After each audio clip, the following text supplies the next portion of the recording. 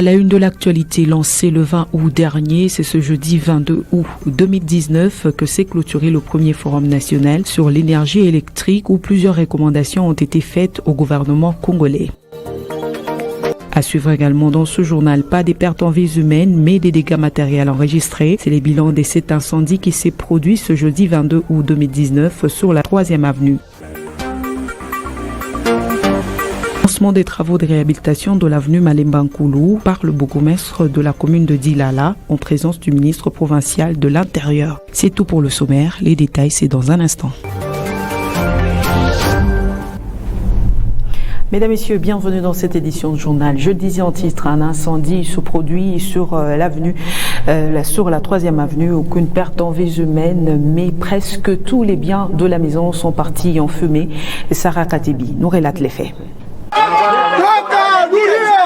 C'est par ces cris que la population a accueilli les camions anti-incendie venus au secours en retard alors que les faits avaient déjà été maîtrisés par les braves gens du quartier. Les écrans plasmants, des lecteurs, des mousses et bien d'autres. Pratiquement, rien n'a été récupéré de la totalité des biens de la maison. Les jeunes gens venus au secours, ils ont bravé la fumée, les feux et autres, pourvu que les secouristes retrace les circonstances de l'incendie.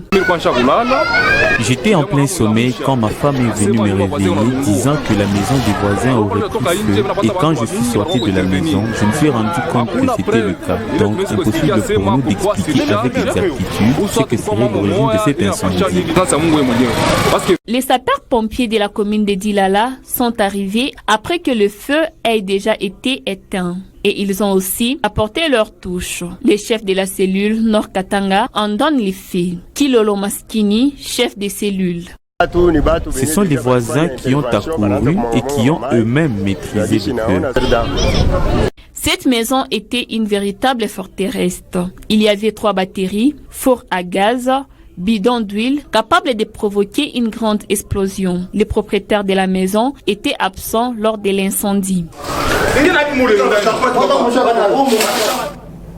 Autre chose dans cette édition de journal, c'est ce jeudi 22 août 2019 que le bourgmestre de la commune de Dilala a procédé au lancement de travaux de réhabilitation de l'avenue Malemba Nkulu au nom du gouverneur de province Deogracias Kalumunda a rassuré la population de la cité de Moussonoï qui a vu une route de cette cité entrer dans le programme du gouvernement provincial.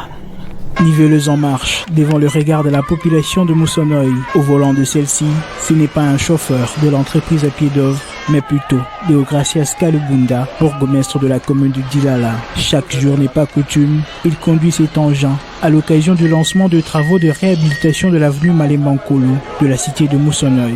La réhabilitation de cette route est une retombée de la redevance minière perçue par la commune de Dilala. Le souci de cette commune est de désenclaver la cité de Moussonoï, comme l'explique le bourgmestre de la commune, qui, au nom du gouverneur de province, a soulagé les habitants de cette cité. La durée des travaux, c'est-à-dire, c'est la 2e phase. Parce que la première phase, c'était à la vérification de la route qui va vers Kapata. Aujourd'hui, il y avait presque 2 parties. Partie nord et partie est. Disons partie nord et partie sud. C'est ainsi, dans la première phase, on a commencé par la partie sud. Il fallait terminer avec l'avenue Malemba Nkulu jusqu'au niveau du stade de Kimbotela. J'espère avec les petits moyens des bords.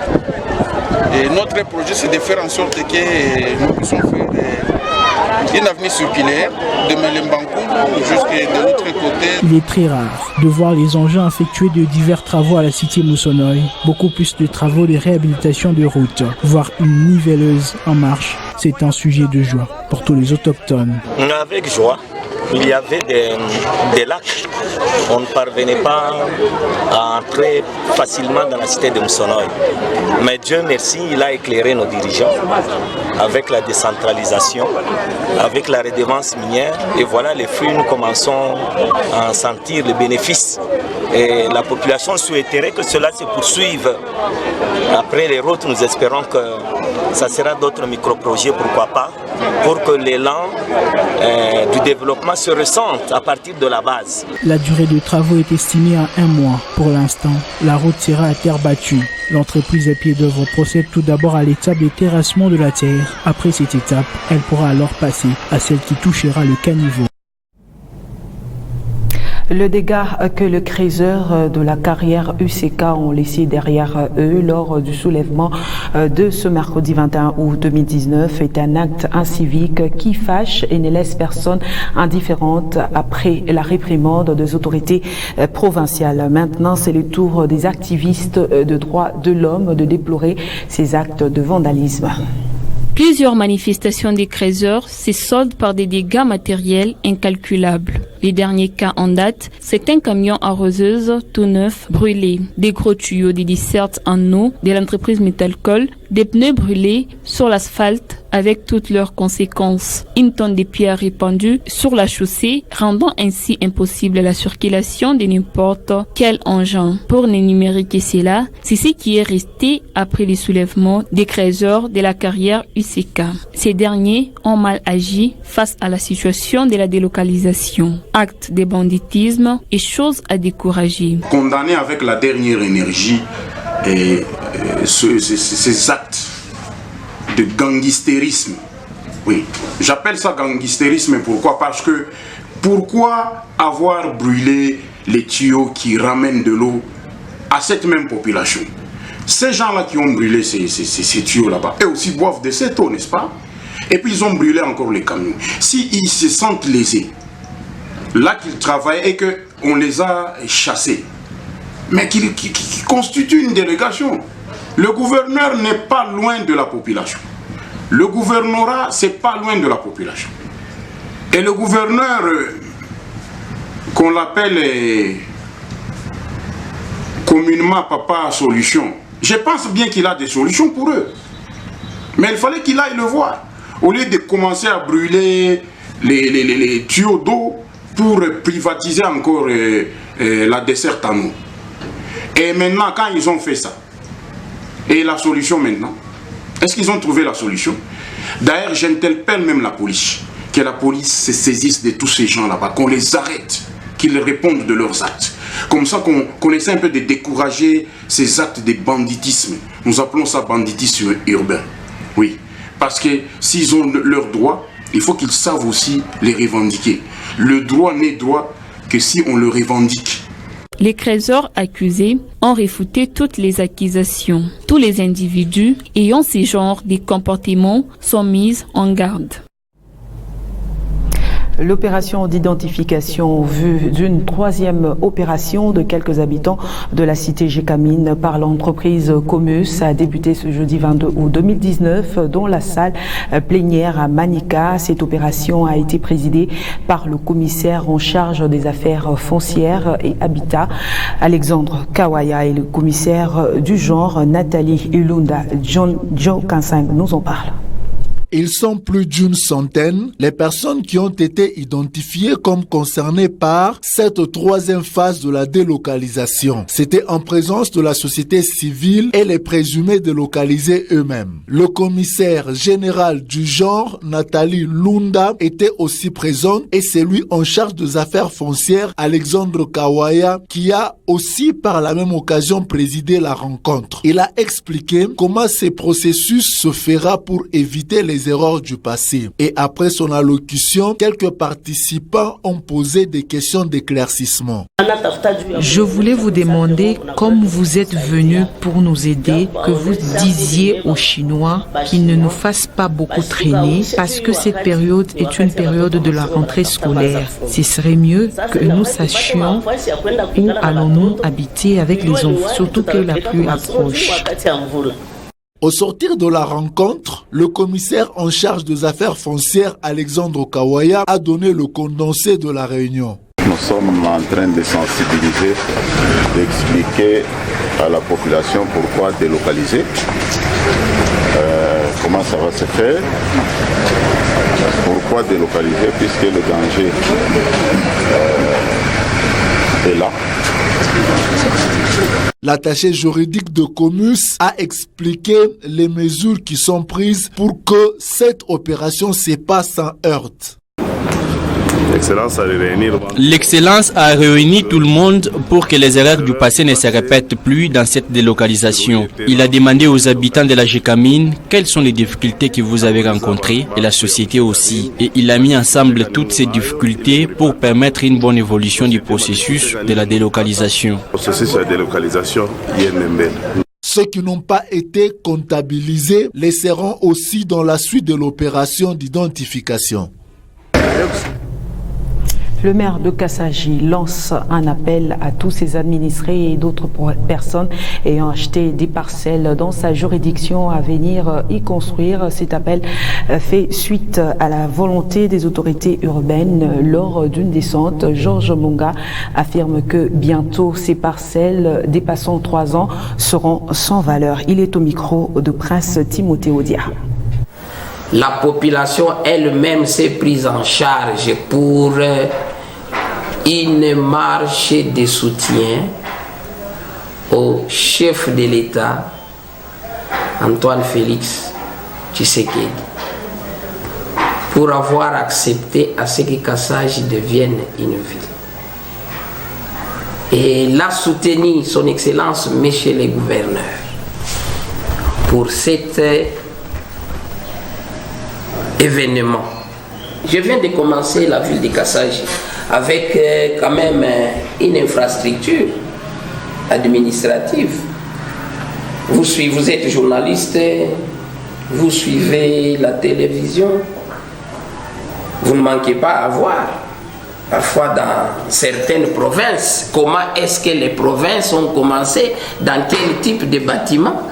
La loi congolaise dit tout Congolais est libre de s'installer à travers la République démocratique du Congo, partout où il veut. J'invite aussi aux Congolais, surtout quand on va nous terminer la route par les Chinois, qu'ils viennent visiter Kassaji. Il est intéressant, je vous dis, Kassaji a de l'avenir. C'est une ville en construction. Il y a des gens qui sont à Kolwezi, à Lubumbashi, à Kinshasa, à beaucoup d'endroits là, qui ont des terrains ici, qui datent de 3 ans, 4 ans, 5 ans. Mais moi, je n'ai pas envie de garder la brousse dans ma juridiction.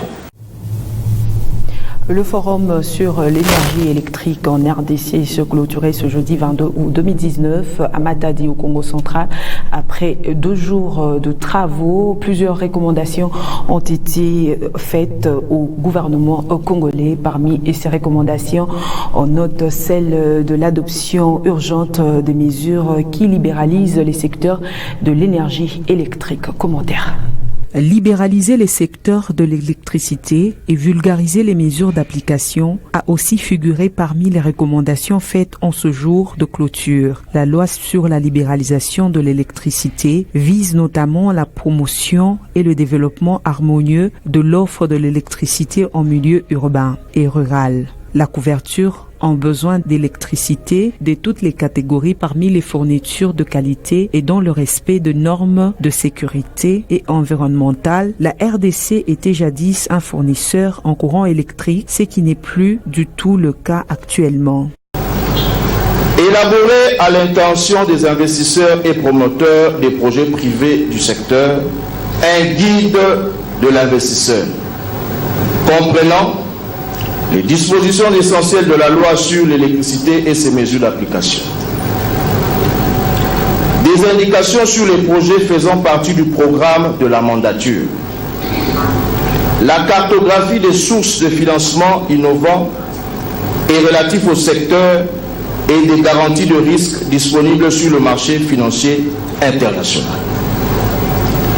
Planifier le développement de l'électrification du territoire national province par province, intégrant l'aménagement du site d'Inga et les solutions de mini-réseaux électriques à travers un plan directeur global, cohérent et inclusif couvrant la période 2020-2040 pour atteindre l'accès universel à l'électricité à l'horizon 2035. Mettre en œuvre les projets publics et privés du programme prioritaire à réaliser, intégrant les projets en cours, en étude et à identifier, mettant à contribution toutes les sources d'énergie renouvelable disponibles, en vue d'atteindre un taux de desserte de 30% à la fin de la mandature.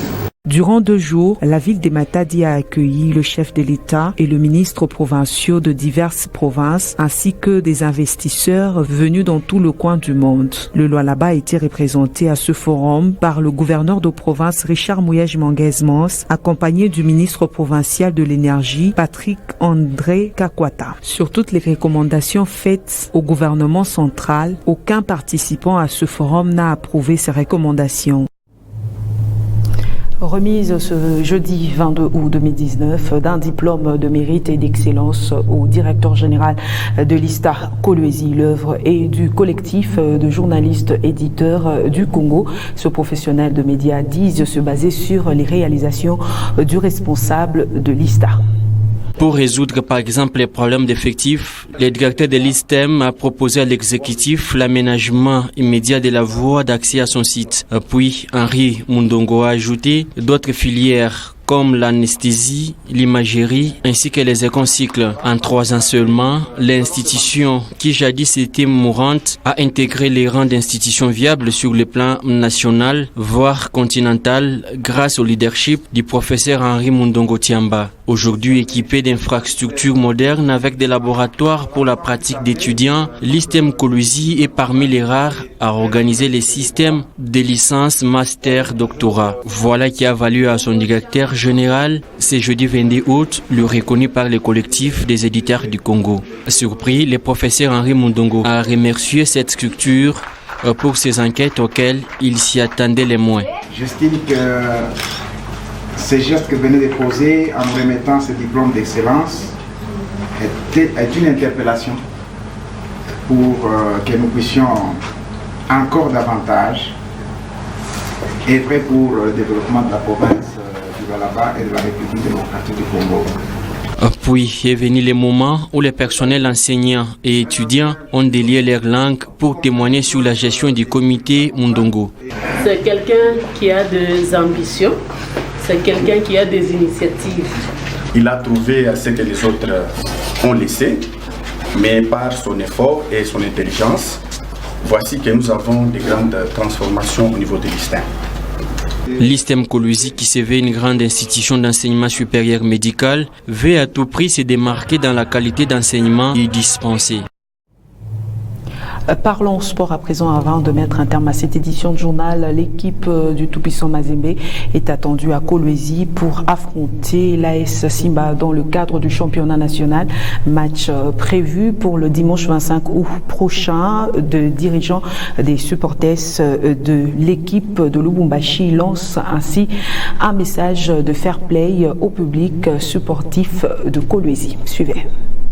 Oui, en tout cas, nous sommes contents du fait que notre équipe du TP Mazembe vienne jouer ici à Kolwezi. Ceci est un grand événement car c'est toute la ville de Kolwezi qui va bouger. C'est pourquoi nous demandons aux fans des 2 équipes concernées, donc ceux de Simba et ceux de Mazembe, de garder un esprit de fair play. Le programme nous sera dicté par la coordination du club et nous en informerons tout le monde. En tant que chargé de mobilisation, je demanderai à tout le public sportif d'être prêt afin de recevoir notre équipe que nous soutiendrons du début à la fin. Et comme le président l'a dit, tout ceci dans un esprit de fair play. Je suis prêt à faire play. Il ne faut pas venir au stade avec l'intention de jeter des projectiles en cas de défaite. D'ailleurs, un coup de chapeau au gouvernement provincial qui nous a dotés de ce stade qui est un bijou et qui certainement fera la fierté de la province, d'où nous ne voudrons pas de désordre lors de ce match.